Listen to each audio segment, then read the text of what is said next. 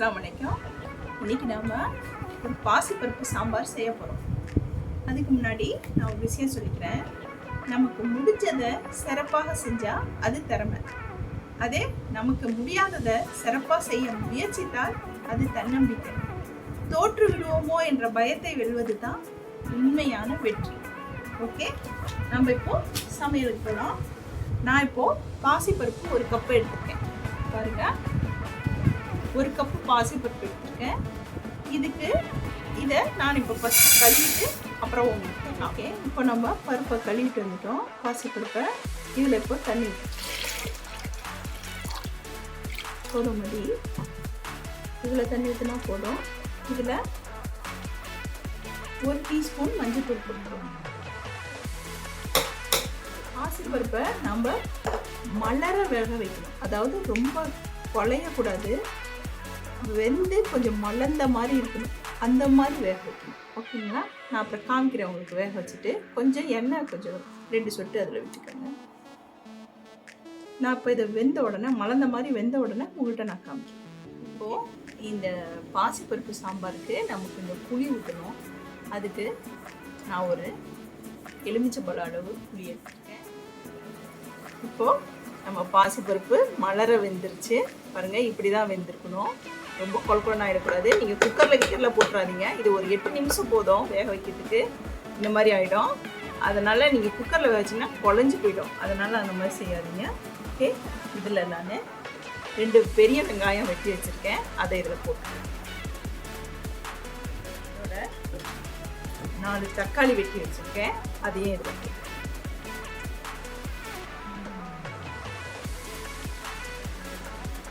அப்புறம் இதில் 5 பச்சை மிளகா, ஒரு பச்சை மிளகாவை 3ஆக வெட்டி இப்போ 5 பச்சை மிளகா இது இருக்குது.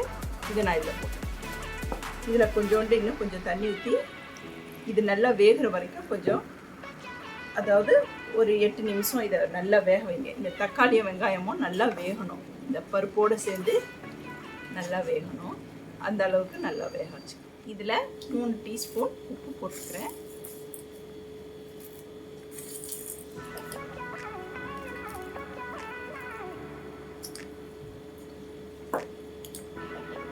இதை இப்போ நல்லா வேக வச்சுட்டு நம்மளோட இப்போ இந்த நம்ம வெங்காயம் தக்காளி எல்லாம் வேக வச்சோங்க.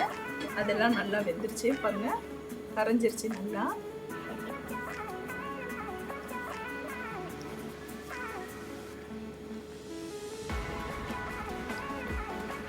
நல்லா கரைஞ்சிருச்சு. இப்போ நம்ம இதில் புளி ஊற வச்சோங்க. அந்த புளியை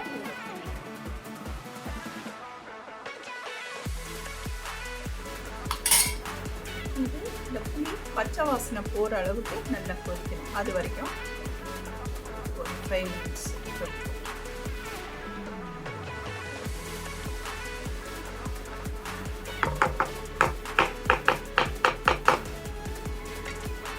இதோட ஒரு 2 சிட்டிகை பெருங்காயம் போட்டுக்கலாம். இந்த புளி ஊற்றினோடனே பெருங்காயம் இது. ஓகே, இதோட கலக்கிட்டு இது நல்லா கொதிக்கும். பச்சை வாசனை போகிற அளவுக்கு கொதிச்சோடனே அப்புறம் நம்ம தாளிக்கலாம். இப்போது புளி தண்ணி ஊற்றி இது ஒரு 3 நிமிஷம், அதாவது இந்த பச்சை வாசனை போகிற அளவுக்கு கொதிச்சிருச்சு. இப்போ நம்ம இதை தாளிச்சிக்கலாம். ஓகே, நான் இதை இறக்கிடுறேன். நான் இது ஒரு தாளிப்பு கரண்டி வச்சுருக்கேன். இதுக்கு 3 மிளகாய், காஞ்ச மிளகாய் தாளிக்கிறதுக்கு எடுத்துருக்கேன். அப்புறம் 1/4 டீஸ்பூன் வெந்தயம், 1 டீஸ்பூன் கடுகு தூள். இப்போ இந்த விதையெல்லாம் எடுத்துட்டு வச்சு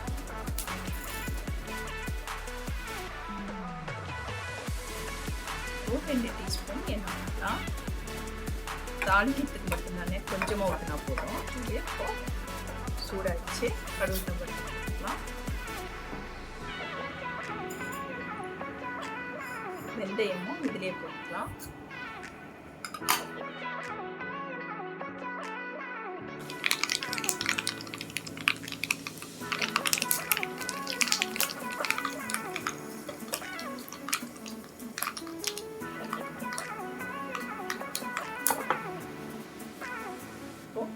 வச்சதை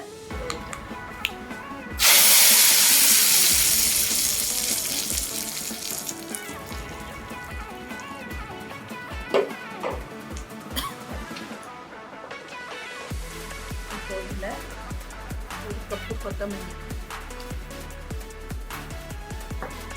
அப்புறம் ஒரு 2 கொத்து கருவேப்பிலை,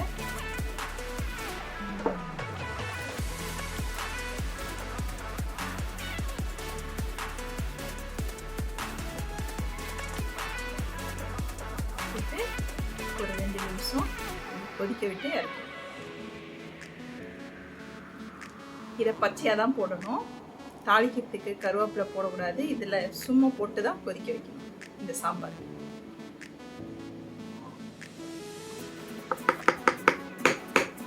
இது 2 நிமிஷம் போதும். நம்மளோட சூப்பரான யம்மியான பாசிப்பருப்பு சாம்பார் ரெடி ஆயிடுச்சு.